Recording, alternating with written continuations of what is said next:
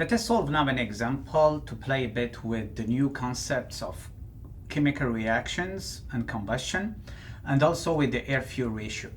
So the example we'll have to solve is the following. So what do we have? We have butane is burned with dry air fuel ratio of 20. Okay, so this is the mass of air over the mass of our fuel. What we have to calculate? We have to calculate the percentage of excess air. So meaning that we are expecting to have more air than required, okay, more air than the theoretical air required. We have also to get the molar percentage of CO2 in the products. We know that we will have CO2 in our products, okay, so we'll have CO2 emissions, and we would like to know what is the molar percentage, okay, and the last one, the dew point temperature of the products. Okay, so we'll have our products and we would like to know what is a dew point temperature. When we speak about dew point temperature, we mean automatically that we will have, we are dealing with the water vapor. So let's get started. So we have here an example, and in this example, we will get the excess air, the molar percentage of CO2, and the dew point temperature. The first thing to do when we have a problem regarding chemical reactions and combustion is to write our chemical reaction, okay? We are dealing with butane, so this is C4H10, C4H10. So if you remember well, this is N, and this is 2N plus 2, okay? That we are burning with air, so we know that air is O2 plus 3.76 N2, and basically this will give us, for the moment, it's a complete combustion, so this will give us our CO2 plus H2O plus N2 in our products. So now if we balance this equation, so we have here C is 4, this is the easiest one, C4, H we have 10 here, so we have to multiply by 5, then we balance the oxygen, okay? So this would give us 6.5, and at the end we balance our nitrogen, 6.5 cross 3.76, and this would give us 24.44 N2. Okay, what we will do now, we'll calculate our air-fuel ratio with this, okay, and then basically what we will do, we'll compare with the air-fuel ratio given. So we are already given an air-fuel ratio of 20 kilograms of air or dry air per kilograms of fuel. So this is given. Now we'll calculate our air-fuel ratio compared to this. If we get 20, so this means that we don't have excess air, okay? If not, so then we can predict how much excess air we have, okay? So A, percentage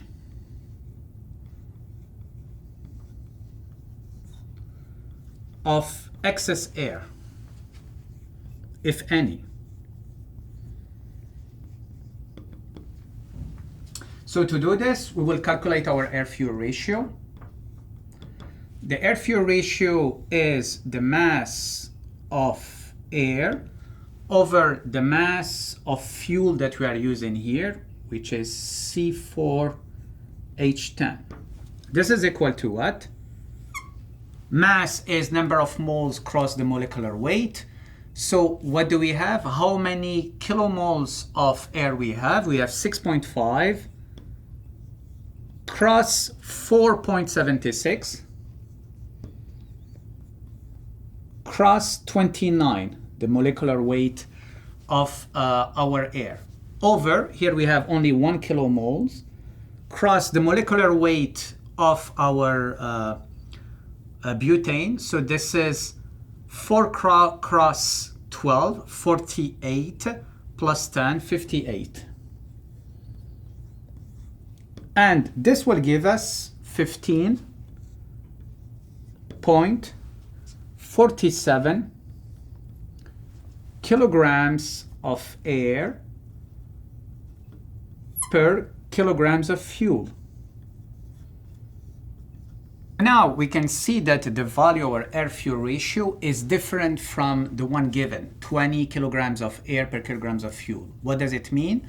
This means that we are using excess air. And the way to get the value for the excess air is to say, okay, hold on, we had 15.47 kilograms of air per kilograms of fuel. We got this under which conditions? We got this with 100% theoretical air.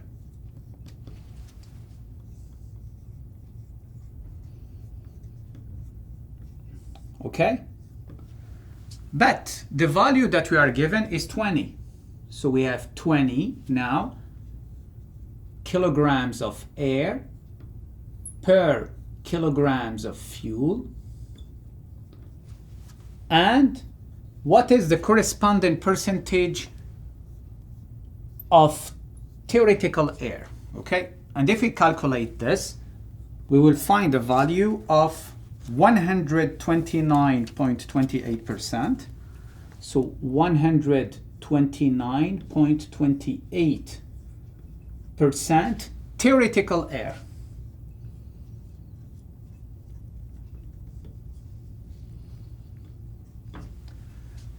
And what does it mean, 129.28 theoretical air? This means that we are using 29.28% more air compared to the theoretical air, so 29.28% excess air.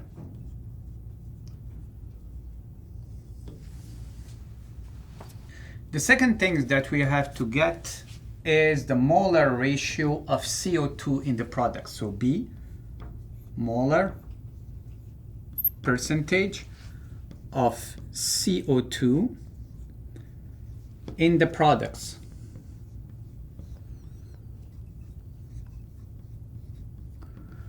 So now, what do we know? We know that our air-fuel ratio is equal to 20 kilograms of air per kilograms of fuel, and this led to excess air of 1.2928. So meaning now we cannot refer anymore to the equation with theoretical air. We will have actually to use the actual reaction, chemical reaction with the excess air, okay? So you will notice here I remove N2, okay? And what we have to do, we know that the excess air is 29.28%, so we will be multiplying here by 1.2928, okay? C, actually the number of moles of CO2 and H2 won't change. However, this will change the number of moles of O2 and the number of moles of N2. So we have to balance this, plus 1.903 O2 plus 31.6 N2, okay?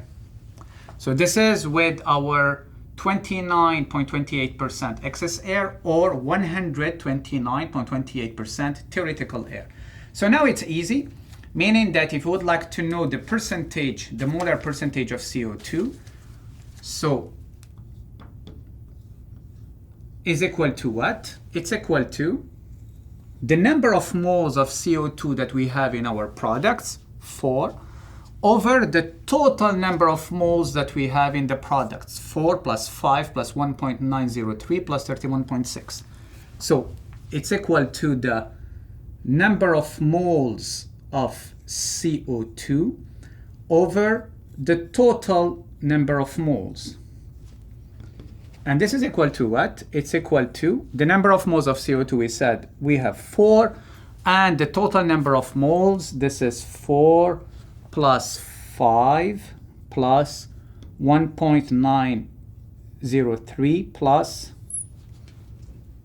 31.6. And this would give us a value of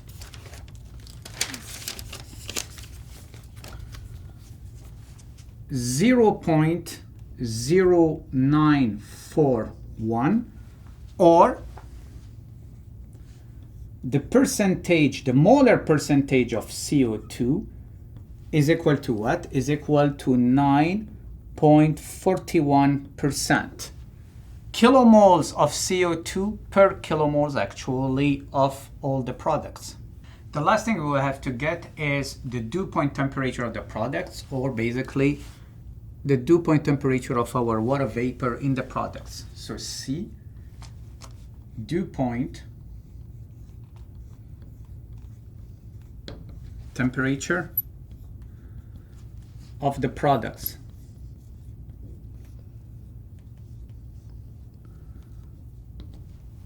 When we speak about dew point temperature, we refer here to the water. So now what we need to know basically like the temperature at which condensation of the water will occur at constant pressure. Okay, the problem that we are having now is that we don't know actually the partial pressure of our water vapor, but we can calculate this. Okay, what do we know from Dalton's model?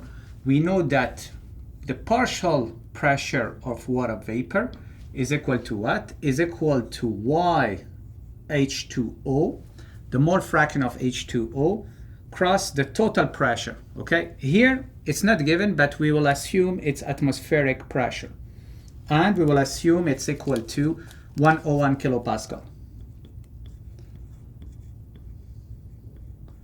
So if we get the mole fraction of H2O, so therefore it's easy to get the partial pressure of our water vapor. Then if we get the partial pressure of a water vapor, we go to the table and we get the saturation temperature, and we are done. Okay, so let's try to get YH2O. So it's the same, similar to what we did with CO2. So YH2O is equal to what? How many kilomoles of H2O do we have? It's 5 over the total number of moles in the products, 4 plus 5 plus 1.903 plus 31.6. This gives us 42.5. Okay, here I will write it so it's clear. It's the number of moles of H2O over the total number of moles. And this will give us a value of 0.1176. Now that we have this, we can inject this value here to give us PV, the partial pressure of water vapor, is equal to 0.1176 cross 101 kilopascal. And this will give us a value of 11.87 kilopascals. So this is the pressure of a water vapor, okay? And this what dictates the behavior of our water vapor in the products, okay? And this 101 kilopascal that we're putting here is the summation of the partial pressure of all the components that we have here. So if we know the pressure, it's easy. We go to a table. We'll probably have to interpolate in this case, and we get what is the saturation temperature, and we will get the dew point temperature will be equal to 49 degrees C. What does it mean? It means that if the temperature of the products drops below 49 degrees C, we will end up with liquid water, okay? And we said that we have to be careful because liquid water can interact actually with other chemical components and create, for example, a corrosive component.